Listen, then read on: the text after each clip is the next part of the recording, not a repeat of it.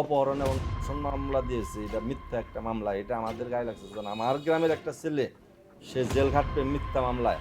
আমরা গ্রামবাসী মানববন্ধন করেছি, সমাবেশ করেছি, কইরা এই দেশবাসীকে জানানোর চেষ্টা করেছি যে আমাদের সোহাগ নির্দোষ এবং সোহাগ ভালো একটা ছেলে। মূলত তারা কোর্ট ম্যারেজ করে কাজীর অফিসে কাজী করে বিবাহ বন্ধনে আবদ্ধ হয়ে তারা স্বামী স্ত্রী মিলেমিশা করছে। লামিসার বাবা মোটামুটি গ্রাম অঞ্চলের মধ্যে মধ্যম শ্রেণীর, তাই বলে কিন্তু সে বিশ্বের যেভাবে বড় লোক হিসাবে প্রচার হয়েছে ওই রকম বড় লোক না। আমাদের সোহাগের চাইতে বড় লোক। এই গ্রামে তো সোহাগের চাইতে 90% বড় লোক। তাই কি সবাইকে বড় লোক বলা যাবে? তুলনা করা হয়েছে, সোহাগের তুলনায় সে বড় লোক। ওই গ্রামে তার চাইতে বহু বড় লোক আছে, আমার গ্রামে তার চাইতে বহু বড় লোক আছে। আমি সেই দিকেও চিন্তা করি নাই। আমি চিন্তা করছি যে আমার গ্রামের সহজ সরল ছেলেটা প্রেমের দায়ে মিথ্যা মামলায় জেল খাটছে। মূলত তারা কোর্ট ম্যারেজ করে কাজীর অফিসে কাজী করে বিবাহ বন্ধনে আবদ্ধ হয়ে তারা স্বামী স্ত্রী মিলেমিশা করছে।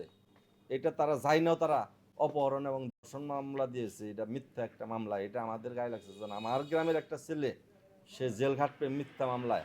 আমরা গ্রামবাসী মানববন্ধন করেছি, সমাবেশ করেছি, কইরা এই দেশবাসীকে জানানোর চেষ্টা করেছি যে আমাদের সোহাগ নির্দোষ এবং সোহাগ ভালো একটি ছেলে। আমরা তার পক্ষে যেন বিজ্ঞ আদালত আইনজীবীরা যেন বিভিন্নভাবে যেন তাকে ছাড় দেয়, তাকে যেন মামলা থেকে খালাস দেয়, অথবা মেয়ের পক্ষে যেন মামলাটা তুলে ফেলে, তার নামের যেন অভিযোগগুলো যেন এটা কোর্টে থেকে তুলে ফেলে।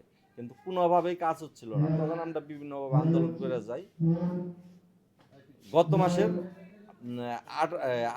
18 তারিখে 28 তারিখে একটি শুনানি ছিল আমাদের টাঙ্গাইল কোর্টে। সেই কোর্টের রায়েরকে সামনে নিয়ে আমরা 23 তারিখ বা 24 তারিখ একটা মানববন্ধন করি, আমার তারিখটা মনে নাই। ওই মানববন্ধনের মাধ্যমে আমরা দেশবাসীকে জানাইতে, বিশ্ববাসীকে জানাইতে সক্ষম হই যে আমাদের সোহাগ জেল খাটতেছে প্রেমের দায়ে, সে মিথ্যা মামলায় হয়রানি হচ্ছে। পরবর্তীতে ওই 28 তারিখে রায় কোনো দেয় নাই, সোহাগের পক্ষে যায় নাই, জামিন নামঞ্জুর করে। পরে আমরা হাইকোর্টে যাই। হাইকোর্ট থেকে মহামান্য হাইকোর্ট তাকে জামিন দেয়। এই যে আপনি কি মনে করেন যে সোহাগ গরিব যদি না হতো তাহলে কি এত জঞ্জাট হতো, জেল খাটতে হতো? গরিব হয়ে কি সে পাপ করেছে?